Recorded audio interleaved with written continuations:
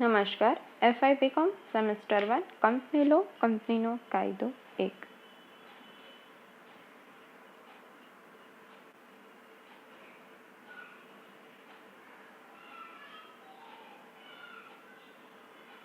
કંપનીના કાયદાના વહીવટનો વિકાસ, જેમાં આપણે વિવિધ સત્તા મંડળો અને કંપની લો બોર્ડની કાર્ય એટલે સત્તા વિશે વાત કરી હતી અને કંપની લો બોર્ડે કયા કયા કામ કરવાના હોય છે. હવે આપણે વિભાગીય ડાયરેક્ટરો વિશે વાત કરીએ. વિભાગીય ડાયરેક્ટરો કંપની ધારાના વહીવટને વ્યવસ્થિત રીતે ચલાવવા માટે વિભાગીય ડાયરેક્ટરોની રચના કરવામાં આવેલી હોય કે જે વિભાગીય ડાયરેક્ટરો ચારેય વિભાગોમાં એને વહેંચી દેવામાં આવે છે. તો આ દેશના 4 વિભાગમાં ઉત્તર, પૂર્વ, પશ્ચિમ અને દક્ષિણમાં વહેંચી દેવામાં આવે છે. તો હવે પ્રત્યેક વિભાગમાં એક એક કચેરી ખોલવામાં આવેલી છે અને જે વિભાગીય ડાયરેક્ટરના સીધા જ અંકુશમાં રહે છે અને કંપની લો બોર્ડને આધીન રહીને આ ચારેય વિભાગીય ડાયરેક્ટરો પોતાનું કાર્ય કરતા હોય છે. કંપની લો બોર્ડ અને કંપનીના રજિસ્ટ્રાર વચ્ચે આ વિભાગીય ડાયરેક્ટરો આવેલા હોય છે. એટલે કે કંપની લો બોર્ડ વિભાગીય ડાયરેક્ટરો સાથે કોન્ટેક્ટમાં રહેતા હોય અને વિભાગીય ડાયરેક્ટરો છે એ આવી રીતે દરેક રાજ્યના રજિસ્ટ્રાર સાથે સંપર્કમાં રહેતા હોય છે. હવે વિભાગીય ડાયરેક્ટરો છે તો એ ઉત્તર વિભાગમાં કાનપુરમાં, દક્ષિણમાં ચેન્નાઈમાં મુખ્ય મથક અને પૂર્વમાં કલકત્તા તથા પશ્ચિમમાં મુંબઈ ખાતેના મુખ્ય મથકો રાખવામાં આવેલા છે. હવે જે ઉત્તર વિભાગ છે એમાં કયા કયા રાજ્યનો સમાવેશ થાય છે કે એમાં મુખ્ય મથક ભલે કાનપુર છે પણ એમાં પંજાબ, હરિયાણા, રાજસ્થાન, હિમાચલ પ્રદેશ, દિલ્હી અને જમ્મુ કાશ્મીરનો સમાવેશ થાય છે.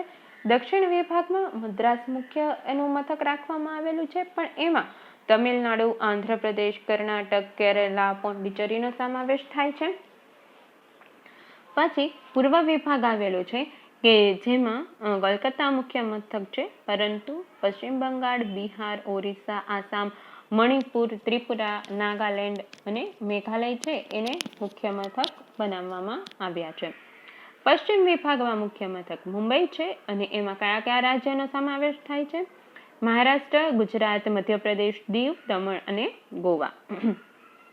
એના કાર્ય શું છે કે કંપની લો બોર્ડે આપેલી સત્તા છે એ પોતાના વિભાગમાં કામ કરે છે. હવે પોતાના કાર્યક્ષેત્રમાં આવેલા કંપની રજિસ્ટ્રારો સાથે એ સીધી જ રીતે સંપર્કમાં રહેતા હોય છે. જેમ કે કોઈ એક ઉત્તર વિભાગ છે તો એમાં કયા કયા રાજ્યો આવેલા છે? પંજાબ, હરિયાણા, રાજસ્થાન, હિમાચલ પ્રદેશ, દિલ્હી, જમ્મુ કાશ્મીર. તો હવે એમની સાથે એ સીધા જ રીતે સંપર્કમાં રહેતા હોય. પોતાના કાર્યક્ષેત્રના જેટલા કંપની રજિસ્ટ્રારો છે એની ઉપર દેખરેખ, નિરીક્ષણ અને અંકુશ રાખે છે. પછી ટેકનિકલ વહીવટી બાબતો અંગે સલાહ, સૂચન અને માર્ગદર્શન આપે છે. રાજ્ય સરકાર, કેન્દ્ર સરકાર સાથેના કાર્યો દ્વારા સતત સંપર્કમાં રહે છે. પછી જનસંપર્ક અધિકારી તરીકેની ભૂમિકા ભજવે છે. કંપનીઓની મુશ્કેલીઓ અને ફરિયાદો સાંભળે છે અને કંપની લો બોર્ડ તરફથી જે પણ કોઈ બાબતો અને જે પણ બાબતો અંગેની તપાસ કરવામાં આવતી હોય તો હવે આ તપાસ માટેની માહિતી મેળવે છે. પોતાના કાર્યક્ષેત્રમાં ઔદ્યોગિક વાણિજ્ય ક્ષેત્રે જેટલા પણ ફેરફારો હોય એ કેન્દ્ર સરકારને એનાથી માહિતગાર કરતા હોય છે. હવે આ જે વિભાગીય ડાયરેક્ટરો છે એ વિભાગીય ડાયરેક્ટરોની સત્તા શું છે? એને શું સત્તા આપવામાં આવેલી છે? પહેલું તો કંપની લો બોર્ડે સોંપેલા કાર્ય વિભાગીય ડાયરેક્ટરોએ અસરકારક અને યોગ્ય રીતે એ રાજ્યો પાસેથી અને રાજ્યના રજિસ્ટ્રાર પાસેથી કરાવવાનું રહેશે. તો હવે કઈ કઈ બાબતો હશે?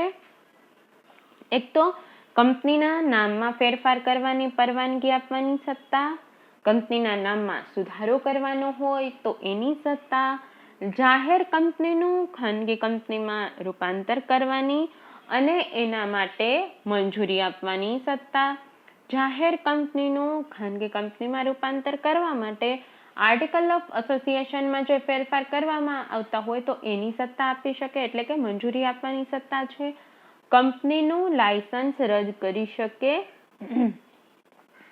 કંપનીના વાર્ષિક સામાન્ય સભા સમયસર બોલાવવામાં ન આવી હોય તો વિભાગીય ડાયરેક્ટરો કોઈ પણ કંપનીની આવી વાર્ષિક સામાન્ય સભા બોલાવવાની સત્તા ધરાવે છે. કંપનીની વાર્ષિક સામાન્ય સભામાં ઓડિટરની નિમણૂક ન થઈ શકી હોય તો ઓડિટરની નિમણૂક પણ કરે છે અને તેનું મહેનતાણું પણ નક્કી કરે છે. કોઈ પણ પરિસ્થિતિમાં કંપનીનું વિસર્જન થતાં રજિસ્ટ્રારે અદાલતમાં તે અંગેની અરજી રજૂ કરવાનો અધિકાર આપવાની સત્તા ધરાવે છે. કંપનીના વિસર્જનના સંદર્ભમાં સભ્યો કે લેણદારની સભા બોલાવવા અંગે અથવા તો વધારાનો સમય આપવાની સત્તા ધરાવે છે. કંપનીના વિસર્જનના સમયમાં અથવા તો જો વિસર્જન હોય તો એના લગતી જે કોઈ પણ બાબત હોય તો એમાં લિક્વિડેટરે તૈયાર કરેલા હિસાબોમાંથી રકમની ચૂકવણીની મંજૂરી કરવાની સત્તા ધરાવે છે.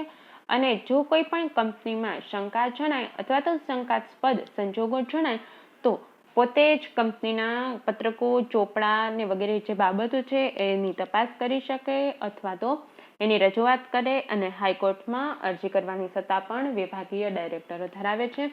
તો આ વિભાગીય ડાયરેક્ટરો છે એ રજિસ્ટ્રારની સાથે સંપર્કમાં રહે છે. તો વિભાગીય ડાયરેક્ટરો છે એ કંપની લો બોર્ડ અને રજિસ્ટ્રારની વચ્ચે સેતુ જેવું કામ કરે છે.